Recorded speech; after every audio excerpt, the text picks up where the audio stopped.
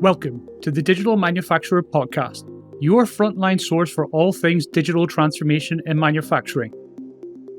I'm your host, Mark Flynn, and I'm here to guide you through the evolving landscape of manufacturing. In each episode, we'll uncover the stories of innovation that are defining the industry, offering insights and strategies that help to drive growth and efficiency. Join us as we speak to thought leaders and visionaries who share their journeys and the lessons they've learned along the way. So let's dive into today's episode and discover what the future holds for the digital manufacturer.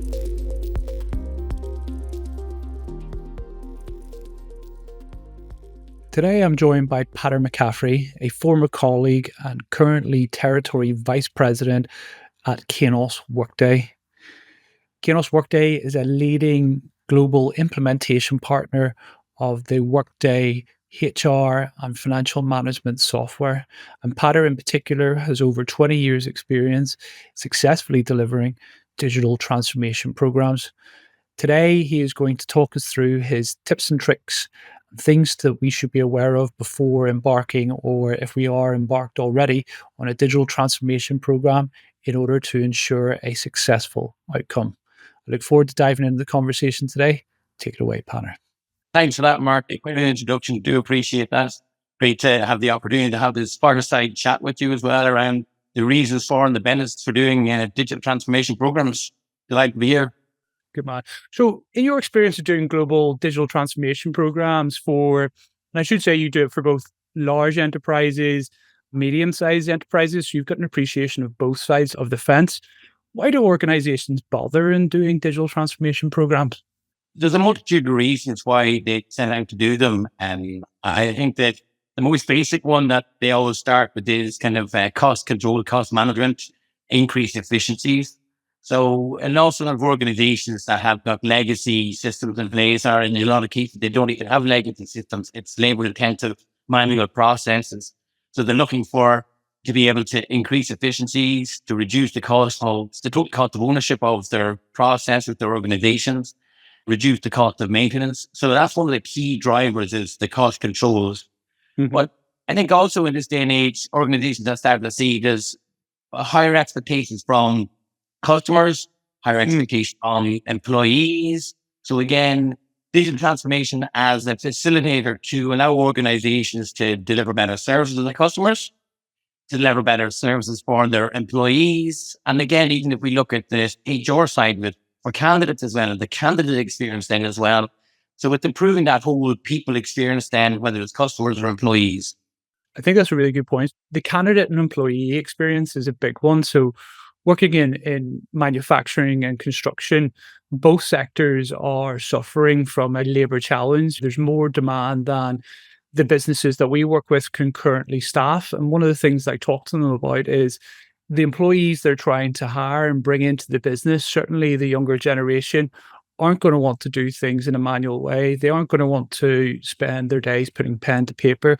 They're going to expect a certain level of digitalization to effectively increase their productivity in their workday. So you're also seeing that in some of the larger projects that you're doing as well? Yeah, we see that, like, if you think about it, like the whole recruitment experience, the first touch point an organization has with the candidates. And again, an awful lot of the organizations, and especially they mentioned manufacturing, their frontline services, and we would look at that as well in terms of things like retail and hospitality as well with this, where the candidate expects something more. And again, they're looking at that first touch point with the organization to see what that experience is like. And again, they're all dipping into a similar pool for that talent as well. So that candidate experience betrays kind of the type of organization in terms of that acquisition of the talent, but also the retention then. So to improve that experience by being able to make it more seamless, organizations are able to attract that talent.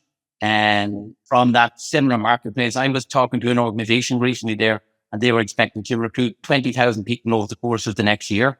And the only way to be able to hit them numbers is by improving that talent experience and improving that engagement experience, right from that kind of onboard, right from that pre-hire to the onboarding experience. And what about this concept of one of the benefits of digital transformation being an enabler of data-driven decision-making? So one of the things that we used to talk to customers about when we work together, and I'm sure you're still talking to them about it today, is this concept of having one single source of the truth. So knowing where your high quality data is so that you can then rely upon it to make informed business decisions. Is that still a hot topic for your customers, or have they gone on to something else? No, it very much still is. It's a recurring theme when we get that kind of introduction to an organization. They don't have a single source of the truth. Again, when you ask for some information, it's in silos. In a lot of cases, they don't even know where them silos exist. There's inconsistency within that data. So again, depending on where you go to the system, you might get somebody's start date, somebody's continuous hire date. Some of the financial data is inconsistent then because it's in disparate systems. So your data is inaccurate and inconsistent, and then you're not able to make effective decisions because, well, actually you can't rely on the data that you're serving. So by going through a transformation program, you're able to have a single source of the truth and therefore make a better data-driven decision based on the increased accuracy and the ready availability of that data. Because again, as I said there, in a lot of cases, they don't even know where to go to get the data. But by being able to identify the source of the data, you're making faster and better decisions. Okay, so efficiency and cost management, empowering people, and also being more attractive from a recruitment perspective, competitive advantage through agility, speed to market, enabling data driven decisions. So making better decisions based on real world information as opposed to gut feel or circumstance. Any other kind of reasons that businesses embark upon this digital transformation journey? I think, well, you've touched on the one about the competitive advantage. A big one that we see is compliance and management and risk avoidance then as well. So as we see with kind of like, we saw GDPR and there was a big drive then for certain transformation objectives then. So there's lots of compliance requirements, regulatory requirements. It doesn't take you to turn on the news and you see all the cybersecurity threats that organizations are facing. So how do you ensure your data is compliant, it meets regulatory requirements, it's secure? So protecting sensitive data and all of that are all key drivers that we see. And then also we see organizations then looking for specific timelines because they have to meet regulatory requirements, and especially the highly regulated industry then as well. Absolutely. So there's a clear business case for digital transformation, whether it is just impacting benefits within your own organization, within your own control, or trying to respond to some sort of external event, be it regulatory change, or some of the manufacturers that we work with are looking to digitalization so that they can try and weather the shock of any other macroeconomic factor, whether it's another war or a drought or a famine or any sort of impact to the supply chain. So there's absolutely a suite of key drivers for digitalization.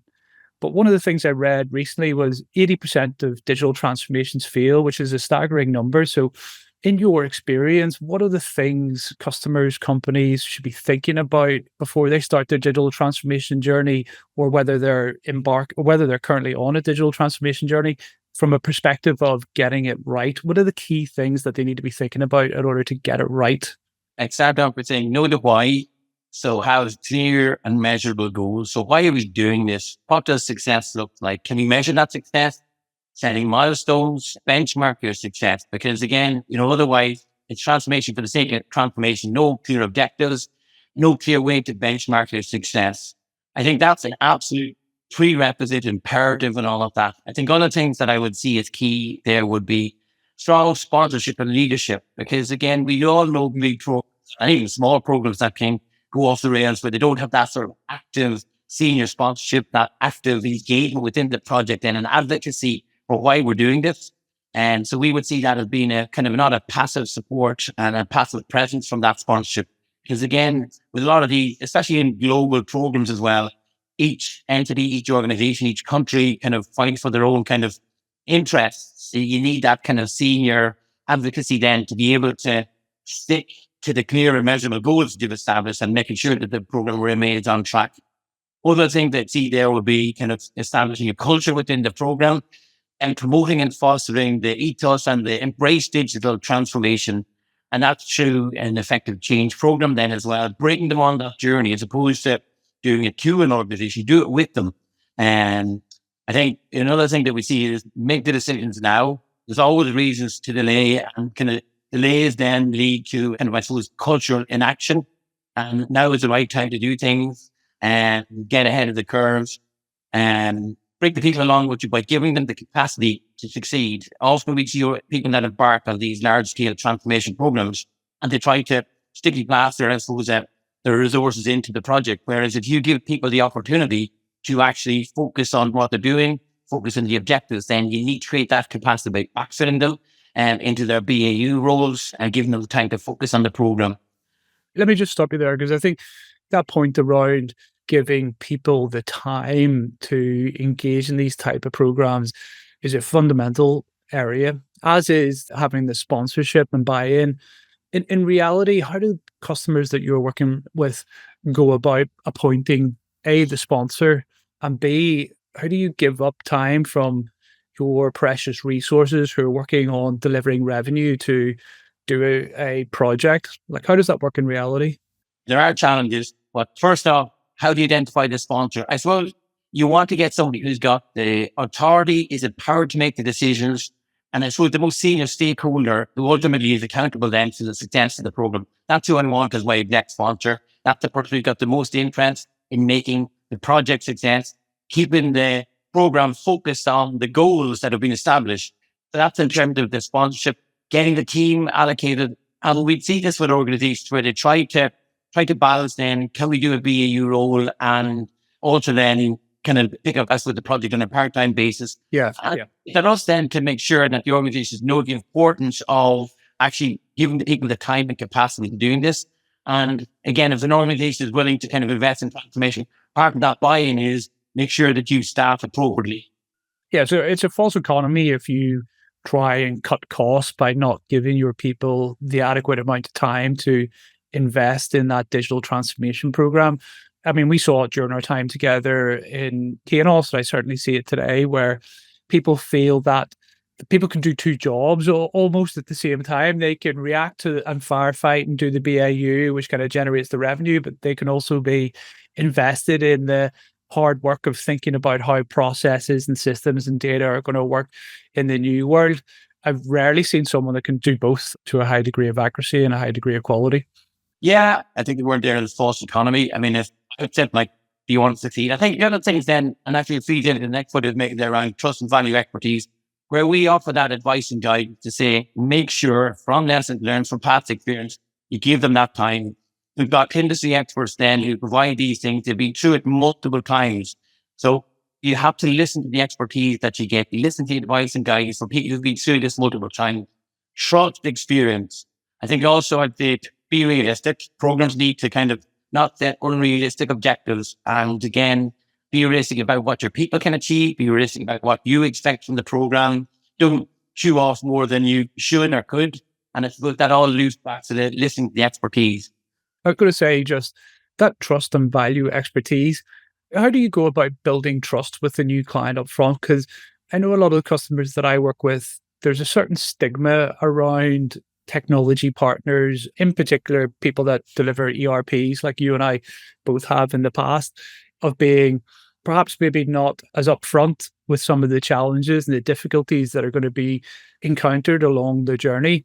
So how do you build trust with your customers up front? I mean, is it a virtue of you show them warts and all what it's going to be like so that they can get into it with eyes wide open? Or do you try and not bring those big issues to their attention up front so that perhaps they'll decide to move on? Like, what is your kind of strategy there?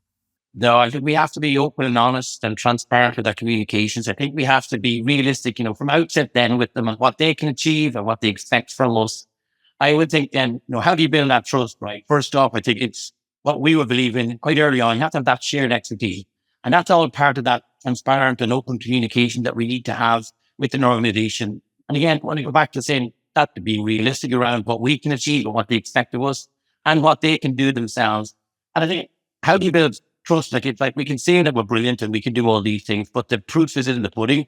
So there's a leap of faith with an organization when it's next time to do transformation. And I think what you have to do then is because they've got your reference calls, they've heard that you're great and all these things, but they still need you to prove that themselves. So I do it simply as being, do what you said you would do.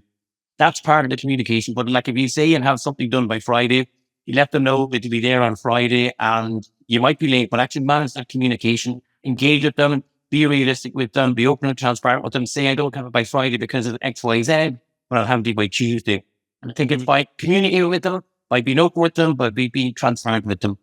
And I think as well, you mentioned there being upfront on expectations, what they should expect from you and what you expect of them. Because I know one of the things that we used to speak to clients about when we worked together was we can't come in and do this transformation to you. You have to be an engaged, enthused part of this process. So here's our expectations as your delivery partner in terms of quality of information, timelines for making decisions, access to relevant resources. Sometimes I think in the sector that I now work in with some of our SME manufacturers, there's almost an expectation that a company is going to come in and do digital transformation to them, but that's not going to work, right? No, but again, that's the wrong way to do it. And I think that if we see that we try to warn an organization, that's a project. That's not digital. The project isn't just about organizations that look at it be just, you know what, we put a system in and we went live. That's not digital transformation. That's kind of a foundation. That's an innate the transformation objectives. And again, if their focus is on that side, then do it to us. We put a project in, but they won't actually have the transformation objectives thereafter. I think that's a critical thing that we would try to, well, we absolutely would stop then and make sure that they're bought in the whole principle of what we're trying to do and the approach we're taking. Brilliant. What else have you got there on your list in terms of guidance you give to customers about getting digital transformation right? One is that we say is establish kind of design principles or approach principles as in simple, think standard, think global, think secure, think maintainable. And they should be guiding principles then when you're doing it, kind of establish your foundation, establish your baseline and go beyond that then. Retain them principles throughout, even after you're live then is in terms of your approach to how you operate and develop processes and so on. Two key ones I think in terms of the success is think about your data, think about your data and think about your data. It's all about data. Like we talked around better decisions through the single source of truth and better quality data, but it's so fundamental to any transformation program. It's the new oil. There's a huge value in it if you get it right. So make sure prioritize and focus on data. Another key area that we'd always kind of discuss with organizations is the system landscape and systems that you integrate with. Because if you're putting in a system to support your transformation objectives, it needs to talk to other systems in the landscape then as well. But actually, you need to think strategically around how you build that. There's a huge cost to building and integrating systems. So making sure that you're not encumbered by legacy systems, you're thinking strategically the ones that we're going to have in a year, 3 years, and 5 years' time. Don't think short term when it comes to it then, when it comes to how you're building your architecture for the future. And the last thing I'd say in terms of, well, there's lots of other reasons why that can help these, but the key ones that I've called out there is, and my last one that I always like to add in is to try to have fun during the process then as well, because projects are difficult and can be challenging and there's lots of bumps on the way. It's imperative then, go back to what I talked, that trust-based relationship, that valued relationship, that partnership you have with the organizations that you're working with. Celebrate successes. And that's the key then, I think, to build that culture within the team and celebrate your successes. There will be losses, there'll be challenges on the way. You need to be able to work together to overcome them. Absolutely. And I think that's something that the Workday ecosystem at large is quite unique in. You always see it on LinkedIn, the various cakes, and both the partner, the company, and Workday themselves celebrating in a successful deployment. I think that's really unique. A couple of things I want to unpack there. So you mentioned around principles in terms of design principles. And I'm sure, like me, you would be a very rich man if you had a pound for every company that told you that they were special when it came to business processes. What's your thoughts on overcomplicating processes or trying to customize processes? I mean, is it worth it, or is it better to just go standard as much as possible? I think standard is not to be dismissed because, again, if we look at in the work ecosystem, and not only do Workday, like standard process to be built on best practice, again, typically to ensure that legislative compliance as well within the different organizations and regions that they operate. So adhering to best practice, adhering to kind of pre-built process, most organizations would say, oh yeah, that's what we start out and that's what we want to do and aspire to doing. It's where you then start to deal with some specifics because I want to have 9 levels of approval because that's what we always did. And it's trying to equate that. And that's where I go back to one, having the guiding principle to say, no, we said we'd only have a maximum 2 levels of approval. And then the 2 is having that key executive sponsorship to say, even when we do get the challenges from some organization or some part of the organization or some country maybe that they want to do it like they always did. It's having that executive spot and say, no, you're going to still adhere to our design principles, and therefore you will have 1 or 2 levels of approval as opposed to 9. So definitely to it. It makes it, go back, I used the word maintainable earlier as well, where you build in lots of customization. Actually, I was talking to an organization recently that had built in lots of customization with another solution. And that's what they're trying to kind of work out and unpick now is how do they build out the customizations that they put in, they realize the mistakes that they made. Yeah, keep it simple, keep it standard as much as possible, unless there's an absolute business reason for doing so. And even if there is a business reason for doing one, challenge it, right? Because the way that you're working today might not be the way that you want to work in the future, or it might not be the most effective way you can work in the future. The other thing I wanted to unpack is just around data. So I hear lots of people talk about data. Oh, we will get to doing the data quality. We'll get to thinking about the data. But you and I both know that data you have to be thinking about up front, right? Oh, completely. And it's like a lot of the organizations we talk to, they don't quite understand where the data is. They think that the data is actually of good quality. It's accessible. It's easy to get to. Oh, we can provide it whenever you want it in whatever format you want. And the reality then is to be quite different than that, especially when they don't realize that all the types of data that you need and all the sources of data are different, and trying to then consolidate that into something that is usable. So in terms of there's data gaps, there's inaccuracies, there's inconsistencies. So again, trying to actually get it down. So we want to make sure that when you're starting with the new program, you're loading in new data, that data is accurate. You're not just going to take whatever the inconsistency of the poor quality data that you had and put that into the system, because that's not going to serve your objectives going forward. You need to make sure that what goes in is quality in. And that's a key imperative then as part of that whole data transformation approach. Yeah. And again, it's that false economy. If you're not going to spend the time and effort up front getting your data, and it's not just the quality, right? It's thinking about the way that data is structured and how certain key values like product codes or product definitions are set up. If you're not going to spend the time thinking about that up front, you're going to spend loads of time and loads of money trying to work around it once you go live. So it's definitely something that you want to get a handle of the start of your digital transformation journey. And then lastly, just around the integrations, just really interested on your opinion around, or even your approach to working out whether a legacy system is worth integrating in. Do you look for the company's digital strategy to understand where they're going with the technology, or is there certain types of technologies that you try not to spend time building expensive integrations with? I think you have to understand their strategy. We've worked with organizations that then want to put middleware in. So that will answer some of the questions then around their overall strategy.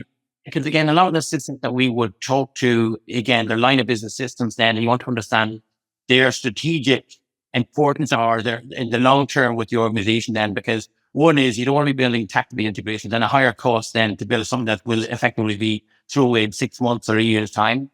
So you do absolutely want to understand their overall strategy. And also kind of like in a lot of cases, we would have seen where there were systems that were in the landscape that actually part of the digital transformation negated the need for them. So organizations that say, can we integrate with X, Y, Z? And we would say, well, actually, you don't need them now because that's just driving your reporting need down the line. So in some cases, then it simplifies the landscape for them then by taking that holistic view to the overall transformation program. Brilliant. We talked a lot about what customers, clients, companies should be thinking about before proceeding on a digital transformation journey, or if they're currently engaged in one. What are the tips that you might have or things to avoid that might derail, even if you set up with those initial principles and things that we've talked about first? What are the things that, as an experienced delivery person, that you look for and trying to avoid as part of a digital transformation project? It's kind of like, in a way, some of the opposite to what makes it successful is to make sure that you don't do what you've always did. And again, we see organizations that in some cases, they've come to us with a defined business process, for example, they want to replicate that in the new system because that's what they've always done. And we see that it was very paper-based process. It was very manual intensive and so on.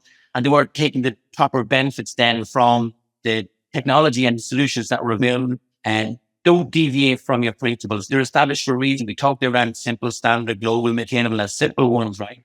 But whatever you establish then, make sure you don't deviate from your principles. Stick to your goals, keep the goals and objectives in mind throughout then. Silo thinking then is, people often think of it as a project. It's actually not just a project. Success is not just about the project on time and to budget. Well, that is something that we all want to achieve. But success is the adoption, making sure that you meet your transformation objectives and goals and keeping that in mind then. So don't think siloed and just it's only about the project and therefore success is 6 months time or 9 months time. Having said that, don't rush for the sake of rushing and make sure you're doing the right things at the right times. But conversely, don't delay because again, you can have scope creep and delay paralysis then as well by delaying decisions. Don't delay decisions. And that goes back to the strong exec sponsorship that we're talking around. Programs like this as well, sometimes they overly focus on the technology. We've talked already about the tech is only a foundation and an enabler for the things. But we talked about the objectives at the start. That was around employee experience, candidate experience, customer experience.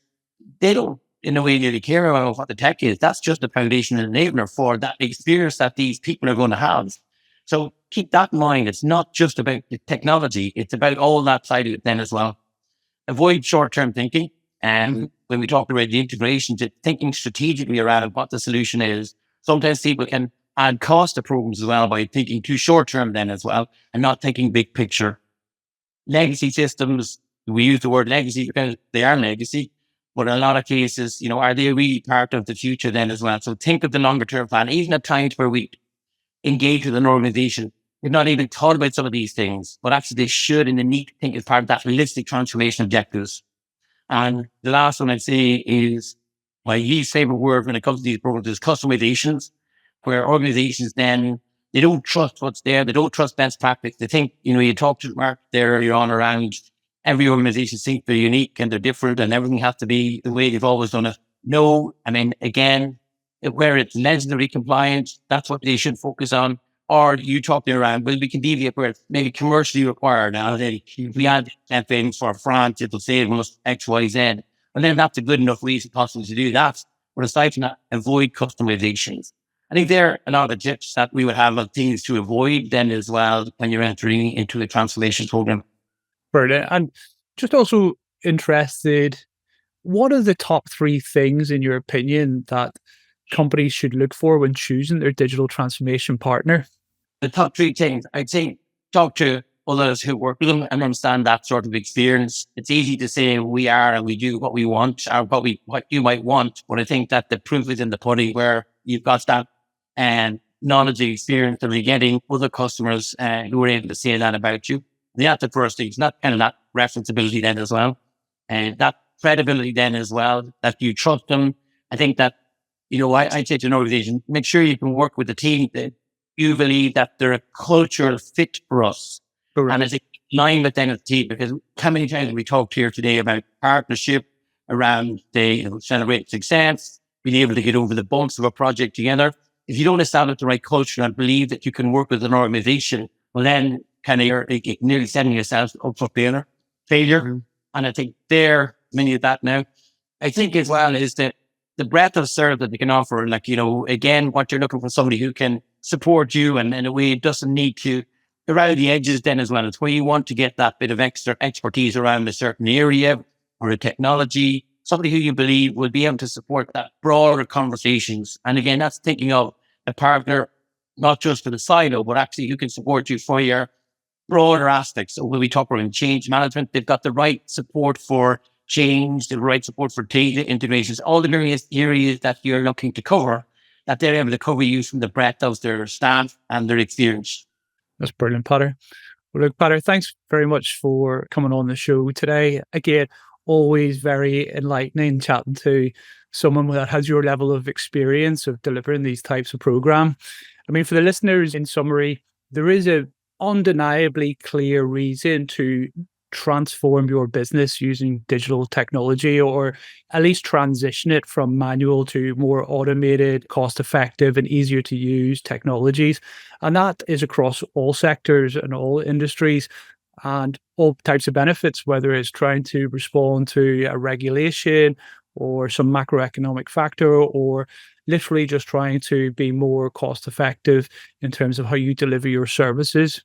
There is a methodology to how to be successful in these digital transformation programs, and it's important that you find a good partner and you listen to the experience that you bring in terms of delivering that project successfully. And the set of key things to remember is, You need to be engaged in that process in a meaningful way. You need to address your data up front and make sure that it's high quality and you've thought about how it's going to be structured moving forward. And where legacy technology exists, and let's face it, it exists everywhere, be pragmatic about how much investment you're going to put into integrating your new platform with that legacy platform.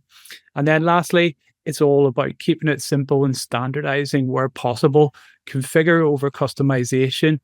Everyone's back-end processes or business processes are similar in lots and lots of ways. And there's only few areas that, in my experience and also Paedar's experience, where you would ever need to really deviate from that. So listen to the experience you're bringing in and try to standardize those processes as much as possible.